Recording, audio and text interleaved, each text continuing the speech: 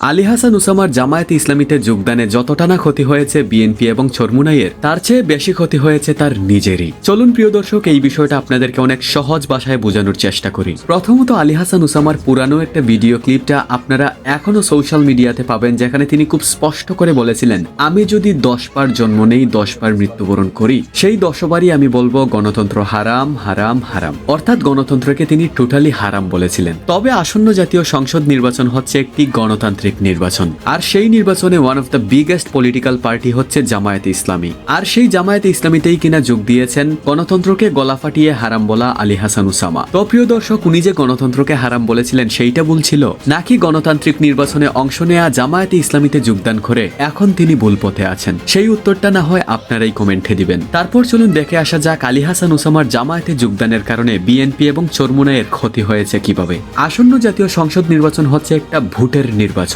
সেই নির্বাচনে সেই চমক দেখাবে যার ভোট ব্যাংক বেশি। আপনি যদি বিএনপির দিকে তাকান, এই মুহূর্তে তাদের সবচেয়ে বড় প্রতিদ্বন্দ্বী হচ্ছে জামায়াতে ইসলাম, আর নির্বাচনটাও খুবই সন্নিকটে। এমন সময়ে আলী হাসান উসামার মতো একজন ব্যক্তি জামায়াতে যোগদান করেছেন, যাকে কিনা লক্ষ লক্ষ মানুষ তাকে অনুসরণ করে। তাছাড়া কৌমি ঘরানার যারা আছে তাদের অধিকাংশ মানুষই কিন্তু তাকে ভালোবাসে। এমত অবস্থায় উসামার জামায়াতে যোগদানের ফলে উসামার যেই ভোট ব্যাংক আছে সেটা কিন্তু অনেক ইজিলি পেয়ে যাবে জামায়াতে ইসলাম। সেই দিক বিবেচনায় বিএনপির কিছুটা লোকসান হবে। অন্যদিকে চরমুনাই যারা জামায়াতের জোট থেকে বেরিয়ে অন্যান্য দলগুলোকেও আহ্বান করেছিল তারা যেন জামায়াতে ইসলামের জোট থেকে বের হয়ে আসে। সো চরমুনাইয়ের কথা তো কেউ শুনছেই না, বরঞ্চ আলী হাসান উসামার মতো একজন বিজ্ঞ আলেম কিনা যোগ দিয়েছেন জামায়াতে ইসলামীতে। এই দিক বিবেচনায় কিন্তু চরমুনাই খানিকটা হতাশ হবে। তো প্রিয় দর্শক, সব মিলিয়ে আলী হাসান উসামার এমন সিদ্ধান্তকে আপনি কিভাবে দেখছেন? আপনার মতামত অবশ্যই কমেন্টে জানাবেন। And please guys, subscribe to our channel.